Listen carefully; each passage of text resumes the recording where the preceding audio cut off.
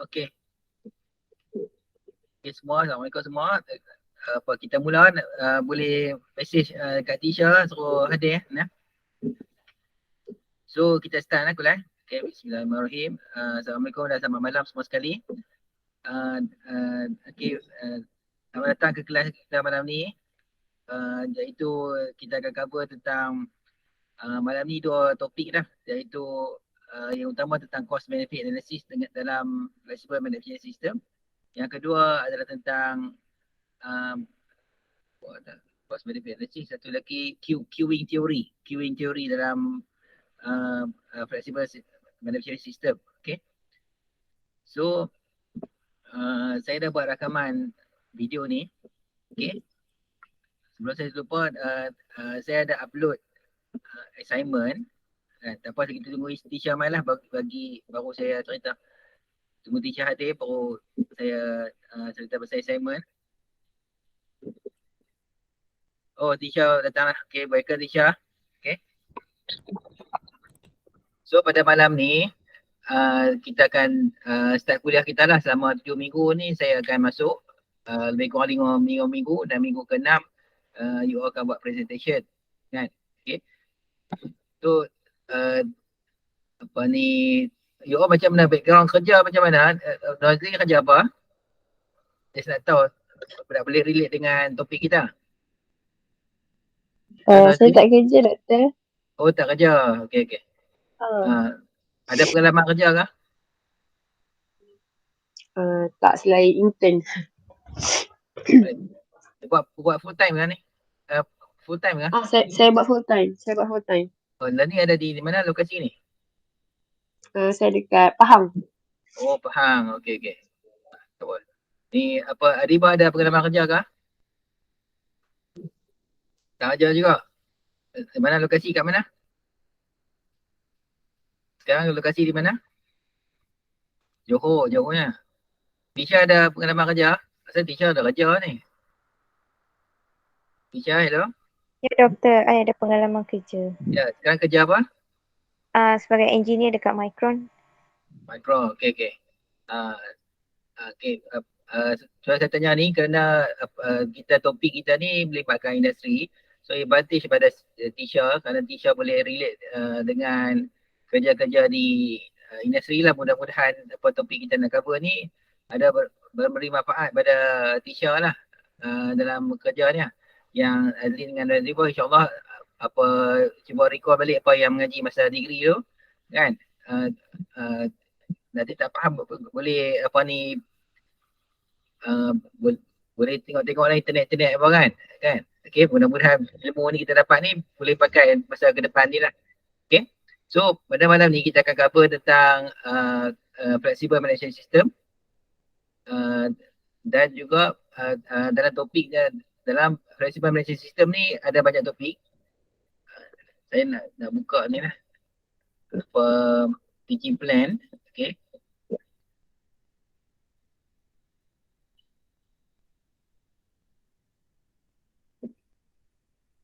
Okay, teaching plan ni saya akan cover tentang FMS, Flexible Management System. Dalam satu topik dia adalah queuing theory, flexible analysis, life cycle cost, cost benefit analysis dengan juga value analysis. Okay, untuk 3 minggu ni. Kemudian kita masuk tentang advanced manufacturing system iaitu sustainable manufacturing, social industry, smart manufacturing dengan latest manufacturing system. Kan? Penilaian nanti saya akan bagi satu mini project dan satu assignment. Okay. So berkenaan dengan assignment, saya dah upload dah dalam kita punya classroom. Okay, iaitu assignment nombor 2 ni. Okay, kalau apa boleh buka, dia ada ni. Okay. Saya ingatkan 5 orang, rupanya ni seorang, 3 orang. Saya bagi 5 tajuk. Kan? Okay, tak apa. Saya dah pecahkan ni. Apa boleh pilih tajuk lah. Dari 1, tajuk 2, tajuk 3. Jangan tajuk sama lah. Seorang ambil energy system, seorang ambil tajuk-tajuk yang lain lah. Kan? Jadi pakat-pakat lah ni. Ada semua Okay, the way nak buat ni simple saja. Saya nak discuss content ni macam mana. What this researcher discuss dalam bidang energy storage system. Contohnya, kalau teacher ambil tajuk ni, teacher simple saja, teacher baca apa ada content dalam topik 1 ni, sampailah topik 2, dia akan baca pada muka surat yang topik 1 ni sampai habis. Bukan habis semua muka surat tau, baca sampai jumpa topik 2 je kan. Sampai jumpa topik 2 ni, sampai dekat ni lah. Topik 2 ni orang lain buat, kata Adibah buat. Lepas tu topik 3 Azlin buat kan. Okay, so baca, lepas tu cuba tengok apa yang apa ni author ni kata, apa yang author ni bincangkan dalam topik ni kan. Okay, macam contohnya energy storage system dalam sistem analisis. Baca, lepas tu buat satu write up, simple write up apa dia yang dibincangkan dalam ni. Okay, maklumat yang dapat ni saya menggunakan software saya yang saya develop sendiri dengan bersama adik saya. Itu nama dia software thesis. Okay, I own the software. Okay, software ni saya compile all this document berkenaan dengan sistem analisis. Antaranya authornya membincangkan tentang energy storage system dalam sistem analisis. Contohnya oleh Tan X application of suggestive adjusting method. Okay, content yang berkenaan dengan energy storage system ni semua ni, this is all the content yang berkenaan dengan energy storage system. Okay, saya ada kaedah yang lagi mudah untuk nak baca content ni. Memang saya dah mahir kaedah ni. Tapi untuk you punya tujuan pembelajaran minggu ni, buat cara manual dulu. Okay. Nanti di hujung semester saya akan tunjuk cara lagi mudah nak buat write up ni. Sangat mudah. Okay, punya mudah. Saya boleh buat satu buku satu hari saja. Okay, so saya pun akan bincangkan tentang finding yang saya dapat. Baru hari ni saya dapat cari dan saya dah buat write up untuk 2 buku. Malam ni, hari ni saja saya dah buat 2 buku berkenaan dengan topik kita malam ni. Yang kita akan discuss malam ni lah.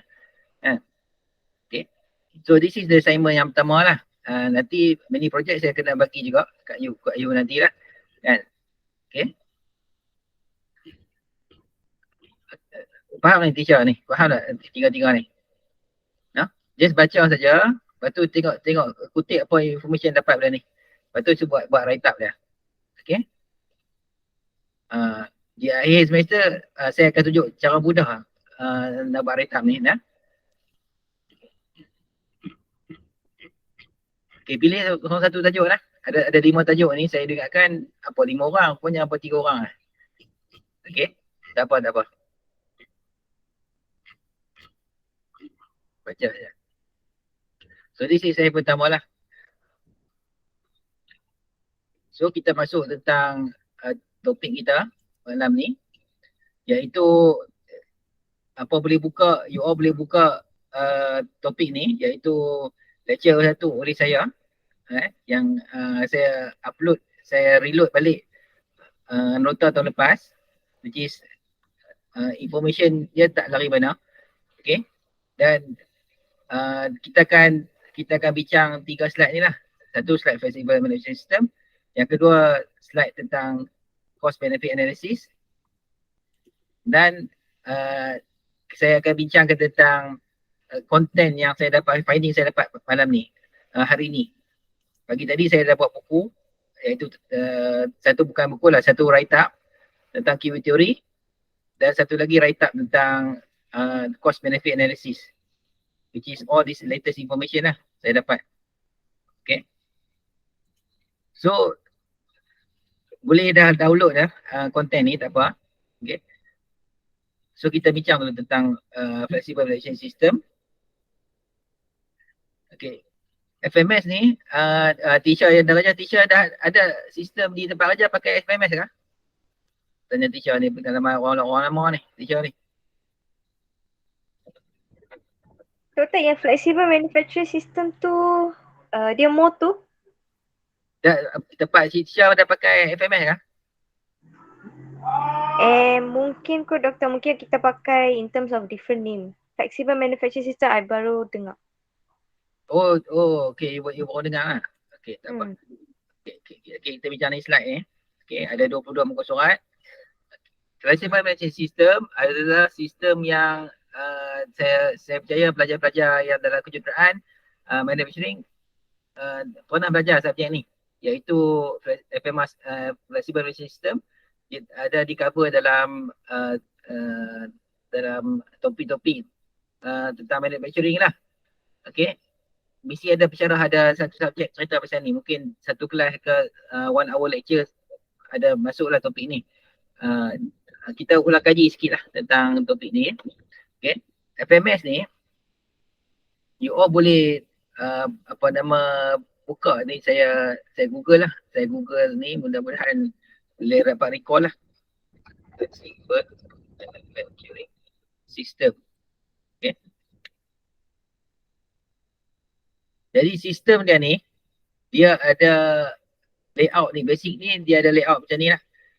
Okay, dia ada assembly dia, machine loading barang, ada conveyor, ada robot, human operator, ada robot inspection dan sebagainya. Okay, dia basically dia ada sistem macam ni. Okay, kalau kilang yang lebih advance, dia ada robotik macam ni. Mesin 1, mesin 2, painting robot sebagainya. Okay, dia tujuan dia ialah mengurangkan manusia punya involvement dalam menghasilkan satu barang lah. FMS ni dia adalah medium punya production, iaitu yang kalau custom made barang tu, contohnya kita pergi ke mana-mana orang buat craft tangan, dia custom made. Yang tu sikit lah batch yang orang boleh hasilkan. Okay, kalau yang kilang yang dedicated seperti kilang buat skru, kilang buat bateri, dia hasilkan ribuan skru, ribuan bateri. Itu topik yang lain lah. Okay. Tapi FMS ni dia pertengahan. Okay. Dia pertengahan. Dia hasilkan medium size punya batch. Okay. So dia nak lower the cost lah. Kan.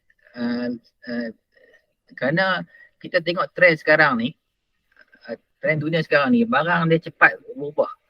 Kalau kita ambil contoh handset kita kan, lepas keluar satu brand, keluar lagi brand lain, tahun depan keluar baru, bila keluar banyak-banyak ni, dia cepat sangat dia punya perubahan tu. Jadi menyebabkan manufacturer ni perlu kena kilang dia kena fleksibel. Okay, so ni tujuan FMS. Okay,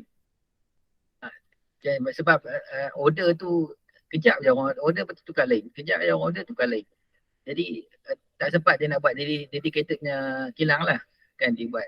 Okay, so FMS component selalunya ada numerical control machine, CNC, lepas tu automated battery handling system seperti AGV robot, conveyor, automatic storage and retrieval system, ada robot dengan control software. Okay, so typically dia mesti ada control room, ada conveyor, ada machine tool sebagainya ni lah. Machine tool, loading, unloading, terminal, finish code dan sebagainya. Dia kena ada conveyor lah. Dalam conveyor tu, satu line pusingan conveyor tu ada orang loading barang, ada machine proses dia sebagainya. Okay. Lepas tu antara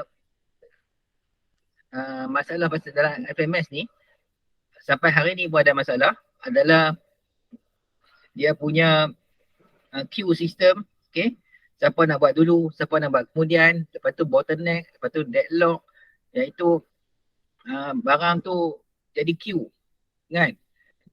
Jadi mesin tu dia nak proses, dia kata satu mesin dia nak proses 5 minit, barang lain proses cepat je 3 minit. Jadi nak sebabkan 5 minit punya lama tu dia akan jadi apa, tak sempat, tak siap kan.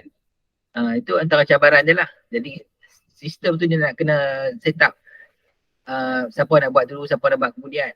Dan antara lain masalah dia punya barangan tu. kalau kita kata barang tu 4 segi.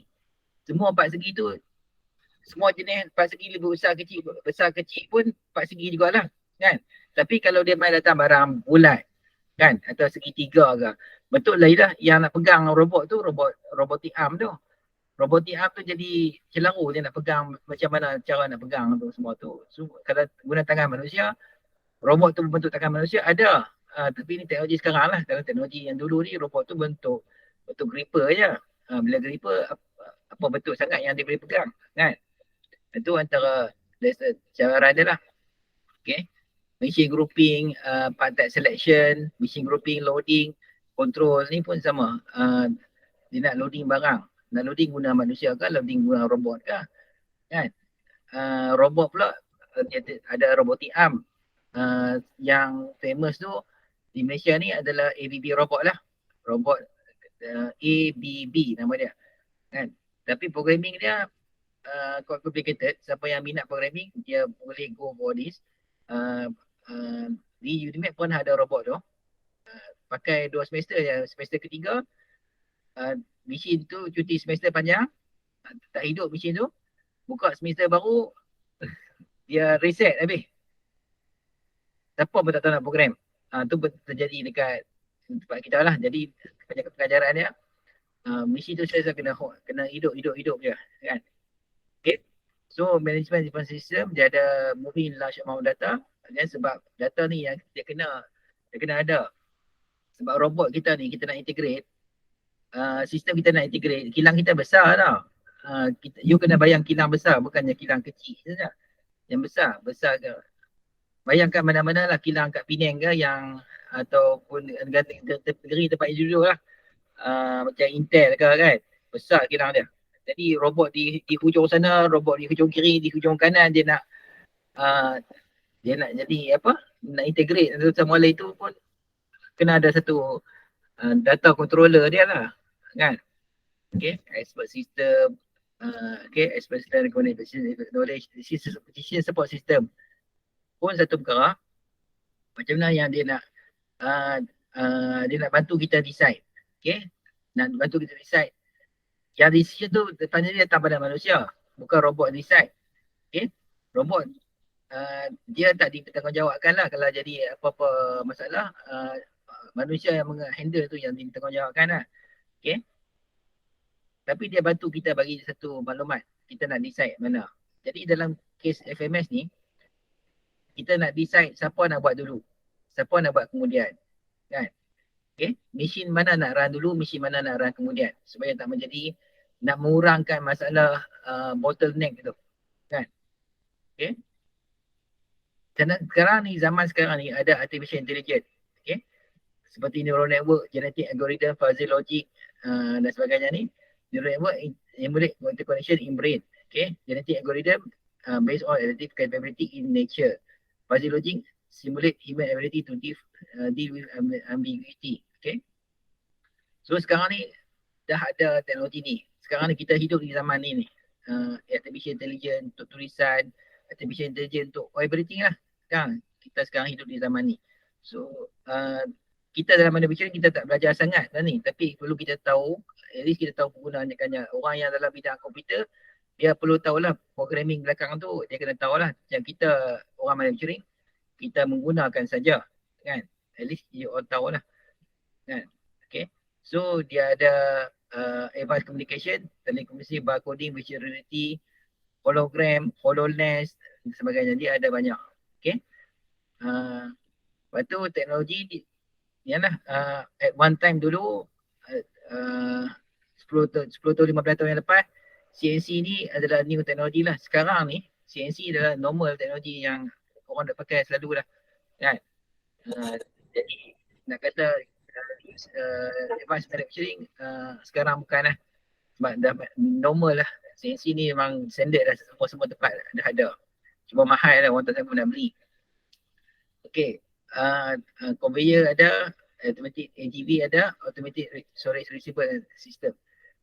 Kadang-kadang kita tengok robot, robot tu sambil jalan tu dia proses di tengah-tengah perjalanan tu. Ada juga robot tu dipanggil ASRS robot.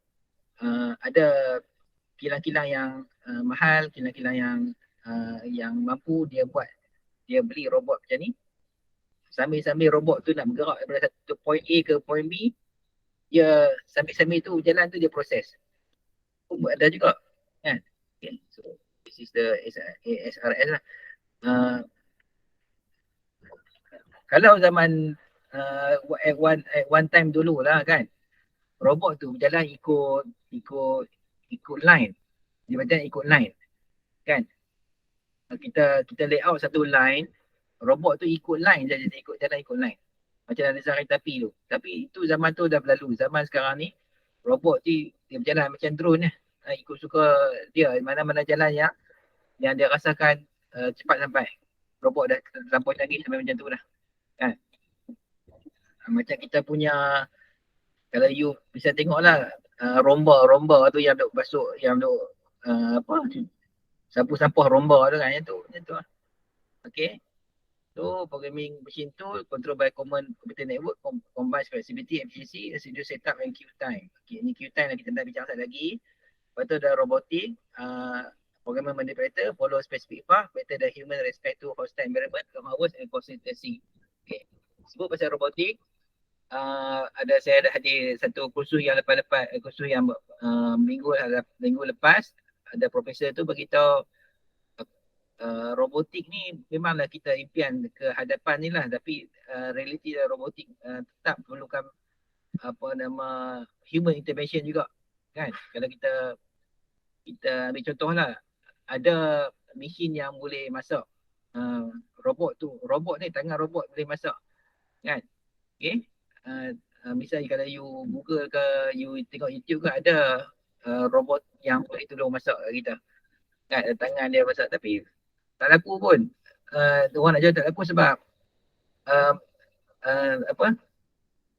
sebab lebih baik orang manusia yang masak lah kan.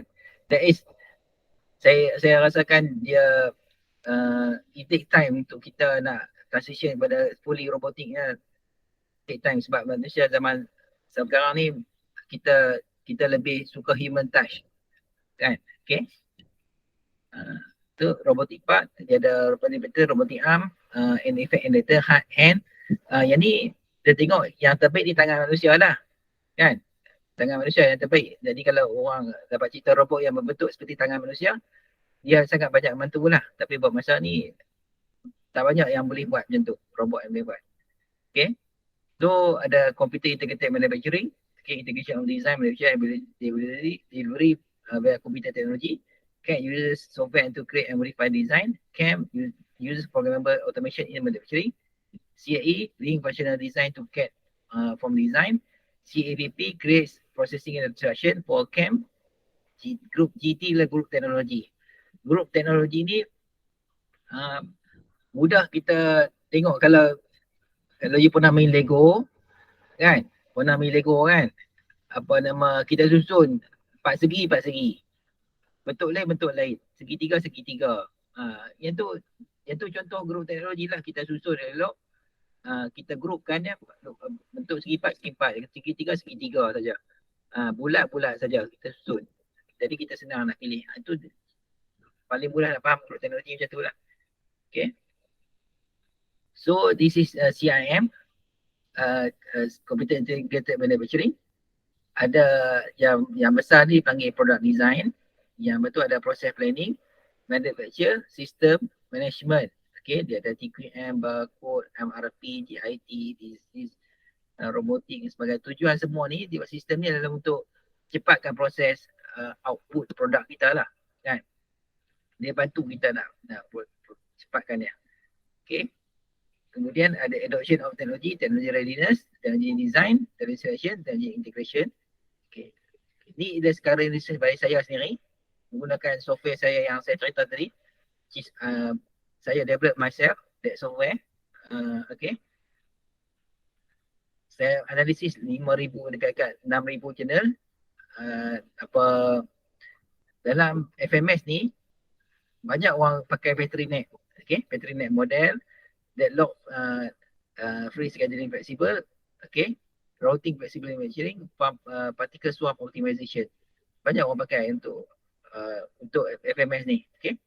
Jadi kalau kita nak buat research pasal FMS, you fokus pada part yang kuning ni. This is the current technology lah. Okay. Jadi okay. Problem yang pasal FMS ni antara problem yang famous problem lah, seperti ability build machine high functionality approach dynamic scheduling, behavior Petri-net, okay, build machine high functionality, capacity random machine problem, deadlock prevention, deadlock problem, okay, real world problem system, flexibility form barrier expression, okay, time consuming problem, okay, deadlock lah, banyak pasal deadlock lah, okay. This is the current research pasal FMS, masih lagi ongoing, iaitu accuracy machine learning, back propagation network, artificial neural network, deadlock antaranya lah, okay, integration model performance, genetic algorithm, multiple regression, optimal Petri-net model dan sebagainya lah. This is ongoing research pasal ni. Kan? Okay, so kita fokus pula tentang cost benefit analysis. Okay, kita cerita tentang cost benefit analysis, buku teks dia saya dah cari kat internet. This is the buku teks dia. Kalau you berminat lah nak baca, you boleh download nota ni, buku teks ni, baca lah kan. Dia tentang cost analysis for scientists and engineer and scientists. Saya tak go through panjang, just nak go through dia punya tajuk dia punya muka surat dia. Seperti ni lah, income statement, balance sheet, bookkeeping, recording, trial, balance sheet, cost analysis, fundamental, yang ni kan. Dia lebih pada ekonomi lah, kena product costing dan sebagainya lah. Okay. Yang ni lebih pada ekonomi. Yang kita ni, okay, kita bahagian kejuruteraan ni lebih pada yang ni lah. Cost estimation lah yang ni. Ni cost estimation ni, ni lebih berkait dengan kita lah sebenarnya. Sama juga dengan yang ni. Yang ni pun berkait dengan kita lah. Okay. Yang lain-lain tu orang ekonomi lebih faham lah pada kita ni lah. Kan? Okay. Kita tengok cost benefit analysis in flexible management system. This is nota pada saya sendiri. Yang saya buat sendiri nota ni. Okay. Masih relevant lah sebab tahun lepas punya nota. Okay.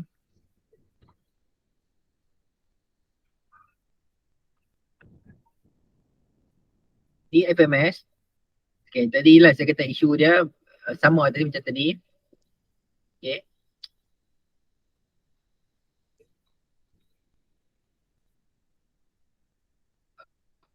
Tengok lah ayat ni yang saya highlight satu kataan ni. It is not true to say that more flexible is better. Okay, because the cost of flexibility investment is high and the capital for flexibility investment is limited. Inilah satu pemikiran kita selalunya. Kita duk ingat lebih banyak fleksibel tu lagi baik, kan? Betul lah kalau manusia yang lebih fleksibel tu baiklah. Kalau kita kata manusia tu lebih boleh buat semua perkara tu baiklah, kan? Tapi kita boleh talking about machine, mahal sangat nak set up dia. Terlalu mahal sampai benda tu jadi tak berbaloi kita nak set up sistem macam ni, kan? This is the challenges lah. Tapi kalau kita dapat buat baik jugalah. Kalau apa ciri-ciri kilang yang sesuai FMS, mungkin Tisha boleh relate lah, kan? Okay, kilang tu dia dapat order yang selalu bertukar-tukar. Contoh paling terbaik ni, antara contoh yang baik ni handset kita lah. Tukar saja sepanjang masa. Brand tu tukar sepanjang masa. Satu tukar macam ni, tapi dia bukannya tukar macam-macam, dia tukar sikit-sikit je, kan? Jadi apa ni, kalau kita kilang kita sifat dia macam tu, better go for FMS. Tapi kalau barang kita ni kita dapat order sikit-sikit, tak payahlah kita go for kita teruskan yang macam biasa cukup lah kan. Kita improve kod lain lah kan, sebab ni investment dia sangat mahal ni kan. Okay. So kita tengok cost benefit analysis lah kan. Okay. Jadi cost benefit analysis ni is to making project decision or based on financial consideration. Cost benefit is well established technique for assessing economic viability. Cost benefit is economic appraisal of project proposal, is tool for assessing and comparing ratio of public policy infrastructure project. Cost benefit provide framework for decision making. Okay, it's important for financial tool to give insight to the viability and feasibility. Okay, we talking about cost benefit itself. Okay, cost benefit itself dia boleh apply untuk semua perkara kan. Kita nak beli kereta contohnya lah, kita sendiri nak beli kereta, kita fikir maintenance dia macam mana, apa je cost maintenance dia, macam mana pula dengan sesuai tak dengan kita punya family berapa orang, esok nak tambah lagi ahli keluarga, sesuai tak nak beli kereta sedan kan, nak beli terus kereta besar terus, ataupun beli kereta mewah, ataupun beli kereta start dengan kereta biasa dulu, atau kita nak pakai function untuk mana, nak masuk off-road, nak masuk ladang ke, ataupun jarang-jarang sekali masuk ladang kan. Tu kita fikir itu cost benefit. Begitu juga dengan kita pilihan tempat kerja, kita nak pilih kerja, dapat offer kerja di tempat jauh daripada rumah kita, kita fikir saya nak pergi sini tak sesuai dengan bajet kita, tak sesuai sebab kita nak kena sewa mahal apa semua. This also cost benefit jugalah kan. Jadi ilmu tentang cost benefit ni kita patut pakai sebenarnya, memang kita aplikasi pun seharian kita pun kan. Kita nak pergi kerja naik apa kan, lepas tu kita nak decide nak makan apa, pun semuanya kita punya decision making lah kan. Okay, so bila kita spesifik kepada FMS, isu-isu tentang FMS ni, yang ni ada 6 perkara ni, ada banyak perkara lah kan, iaitu design, implementation, extensibility, lightweight, modular, flexible, cost efficient, data anti solution. Okay, remain challenges towards industry 4, trade-off between labor flexibility, available system, associate complexity, huge cost installation, okay, and multiple machine operator processing multiple skill. Okay, apa maksud multiple skill? Operator yang sama dia kena pandai programming, sama operator tu kena loading barang, nak kena robot rosak dia kena settle kan masalah robot tu semua. Jadi operator tu kena betul-betul multi talented lah.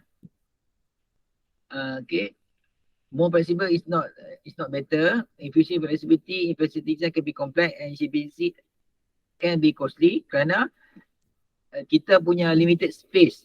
Kita ada limited space. Kita punya kilang kita, you boleh bayangkan lah kilang macam mana rupa. Kalau kita nak buat FMS, boleh masuk ke barang-barang FMS tu kan. Itu satu perkara juga tu kan.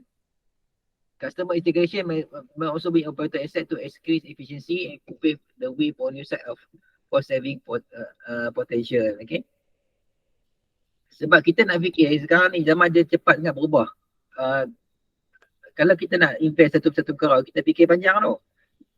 Sebab bila datang teknologi baru, this teknologi tu boleh dipanggil disruptive teknologi lah, menyebabkan rugi duit je kita invest. Sebab kalau teknologi dulu sesuai, tapi datang 4-5 tahun ke depan ni teknologi baru datang, kita rasa macam habis duit je buat invest untuk teknologi lama. Tapi teknologi secara cepat lah. Okay, industry provide section to the trade where dynamic cost price to new production. Okay, kalau barang elektronik, handset ke jam ke, dia cepat sebab barang tu kecil saja kan, so tak ada masalah. Okay, tapi barang-barang mechanical ni tak mahal sangat kan. E-manufacturing company sees the opportunity to perform more validation steps with energy price is low, cost saving will be significant. reconfigurable system is often perceived to be costly compared to a dedicated system. Okay, sebab dedicated system ni kita sakit sekali saja, kita labur sekali saja. Kita nak design, kita set up machine nak hasilkan kopi 3 in 1, kita labur sekali saja. Kopi 3 in 1 tu boleh tukar-tukar cita rasa, tapi mesin tu sama lah. Apa? Tapi reconfigurable system ni kita nak tukar, sekali nak tukar modal juga, dia kena design semua tu, jadi satu masalah. Okay, bila kita talking about research area dalam cost benefit analysis, kita tengok economic success, activity based costing, additive manufacturing, okay, algorithm, okay, base portfolio, break-even analysis. Okay, di antara research metodologi yang dipakai, iaitu 1659 ni adalah bilangan nama yang muncul dalam sistem saya lah, yang sebab saya pakai software saya. Ni antara nama je lah. Okay, yang lebih fokus, yang lebih relevan ni, particle swarm, structure equation, modeling, supply chain agility, cellular management system, model variety control, sebagainya. This is all this term lah. Slide ni seterusnya lebih pada ekonomi. Ekonomi dah, ekonomi fundamental saya tak go through panjang kerana this is the ekonomi punya term, kan. Okay. Tapi saya lebih fokus pada 4 perkara ni lah. Cost analysis method mentioned in most journal, iaitu dia bagi particle swarm, structure equation modeling, model variety control dengan Monte Carlo. Saya nak explain kat tuan-tuan semua lah, kan, maksudnya particle swarm optimization. Okay, 1995, Kennedy and Eberhard wrote a research paper based on social behavior of animal group. Okay, sharing information among the group increase the viable advantage, like a bird searching for food randomly can optimize her searching if she works in a flock. Okay, advantage of working is multi sharing information. Demonstrated PSO can have better result and faster, cheaper. Okay, PSO is old and the most used swarm algorithm. The general of PSO is inspired by flowering swarm of birds searching for food. Jadi kita penyelidik ni dia observe pergerakan haiwan. Dalam kes ni dia pergerakan burung. Okay, pergerakan burung. Kita burung pun sama, semut pun sama, lepah pun sama, function dia sama. Bila dia terbang sana sini, dia mencari makanan. Apabila dia jumpa makanan, somehow dia bagi signal pada kawan-kawan yang lain bagi tahu makanan dia kat situ. So instead kawan-kawan lain berhenti kerja, pergi kat kawasan ada makanan tu, kan. Kita boleh tengok behavior ni pada burung, kita tengok pada lebah, pada semut, kan. Behavior ni kita lebah pun sama, semut pun sama. Bila jumpa makanan, dia bagi signal pada kawan-kawan dia berhenti kerja tempat lain, mai serbu makanan tu, kan. This is particle swarm estimation. Jadi programmer ni dia gunakan kaedah ni untuk mencari maklumat. Okey, macam mana kaitan dengan FMS kita ni? You bayangkan sistem FMS ni, dia punya kilang you besar tau. Kilang you besar, bukan kilang kecil ni, kilang besar. Bila kilang besar, di hujung sana hujung sini nak jalan pun jauh, kan. Tapi robot ni sama-sama dia robot, dia boleh sistem integration, dia dapat signal kan, dia guna optimize kan untuk pergerakan dia, untuk kita nak settle masalah mana dulu. Itu dipanggil, itulah pergerakan optimization ni lah. Ni gambar rajah dia. Ni programming dalam dia. Okay, programming dia which is orang dia lebih mahir lah, saya tak mahir lah yang ni, programming ni. Okay, used to optimize direction and load pattern in the market to optimize electricity cost or demand side management. Okay, lepas tu okay, structural equation modeling, set of statistical technique used to measure and analyze the relationship of observed and latent variables, similar but more powerful than regression analysis. It might examine linear causal relationship among variables by simulating accounting for measurement error. Okay, So this is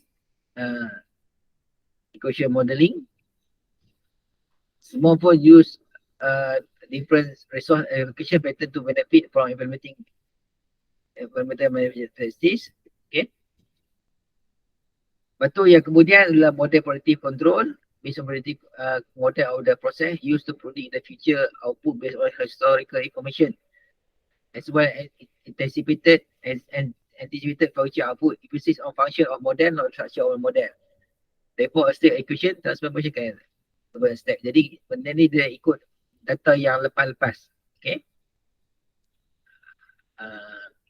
Dan Monte Carlo. Okay. Monte Carlo, kalau siapa yang bisa dengar, Monte Carlo ni dia macam tempat orang berjudi. Asalnya memang tempat berjudi pun. Kan? Okay. Jadi Monte Carlo ni dia punya, kita nak faham ni macam bila orang ada banyak data kan, random data, orang katalah you ada ramai orang kita suruh teka bilangan kacang dalam balang kan. Okay. Kan kita pergi funfair ataupun pergi Sukaneka ada pertandingan kira bilangan kacang dalam balang kan. Orang berteka. Tapi yang last kali dapat hadiah lah.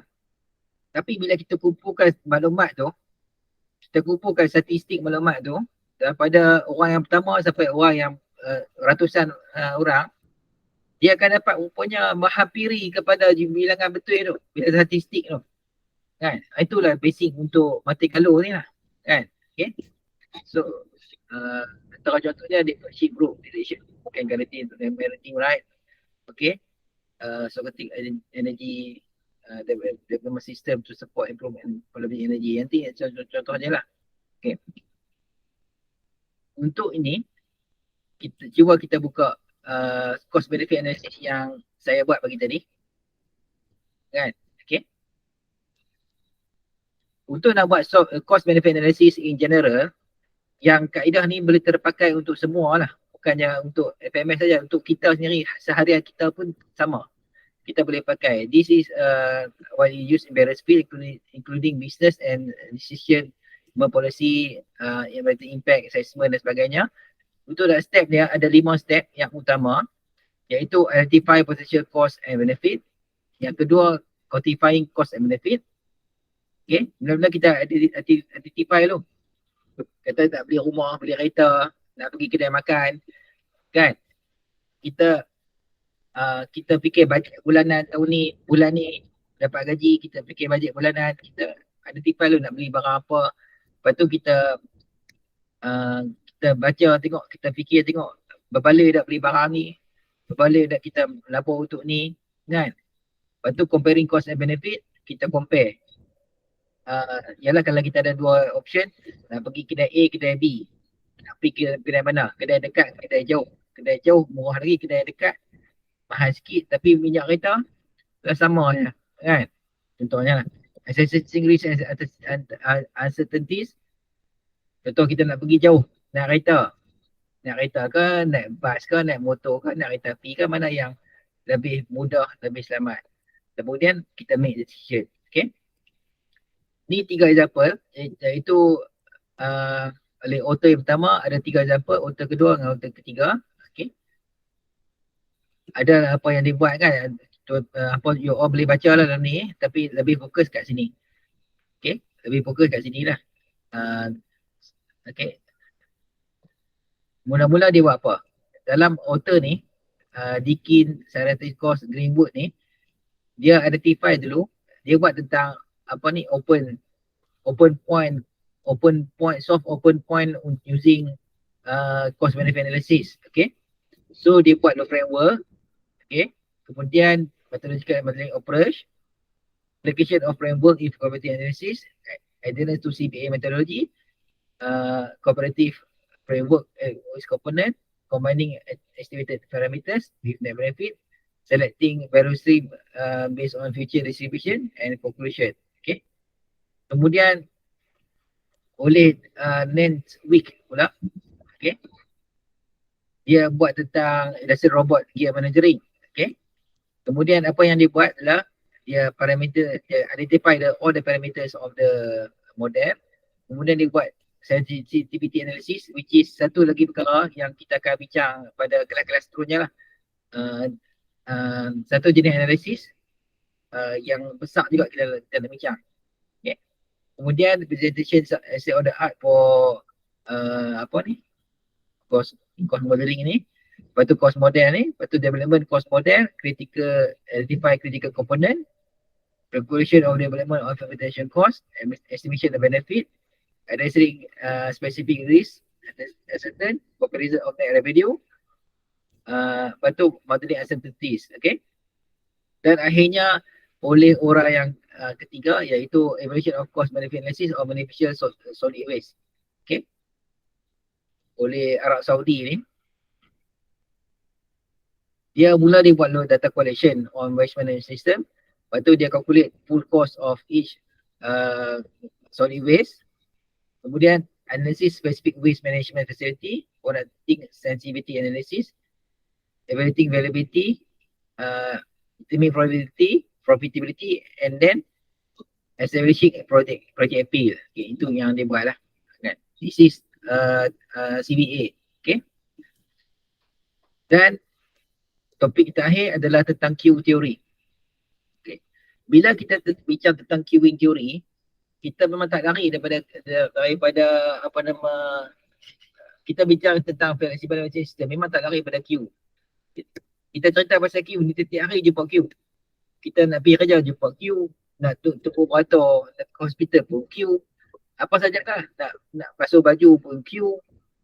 Kan? Semuanya Q setiap hari jumpa Q lah. Kan? Okay, so kita nak minimize Q. Antara sekarang ni, kalau kita sangkut jam ke apa ke, kita tunggu giliran ke, kita buka asset lah, tengok apa tu, kita menjimatkan masa membaca lah. Kan? Itu antara dia lah.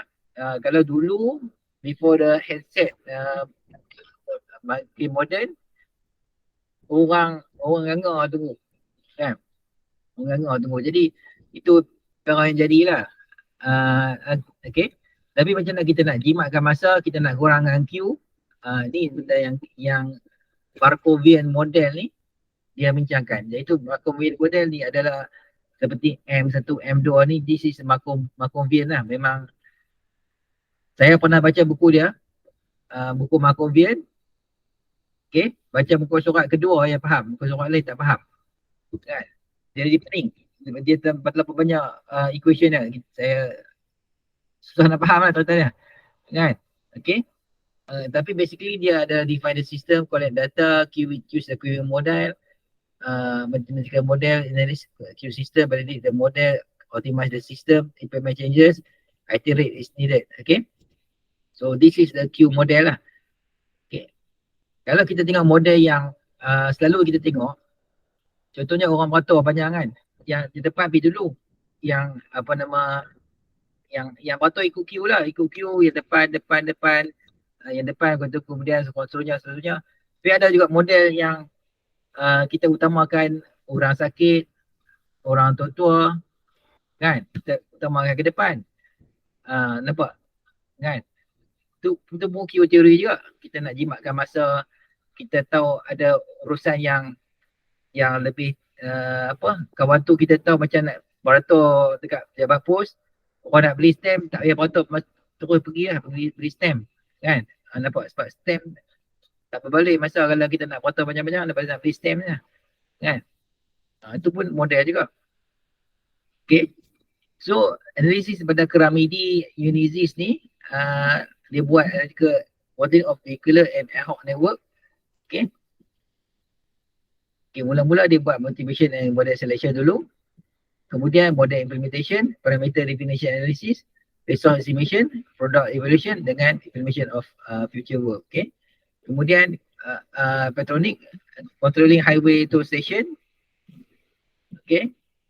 Apa yang dia buat adalah dia buat Q theory dulu, Markov probability assumption, data preprocessing, model development, transition metric composition, optimization, defining and minimizing loss, decision making strategy, and then performance analysis.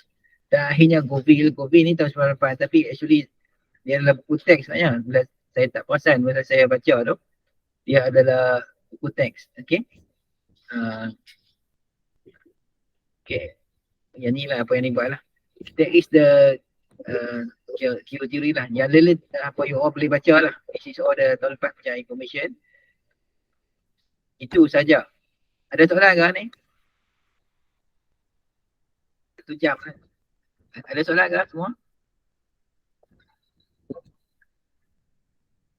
Ada orang ni?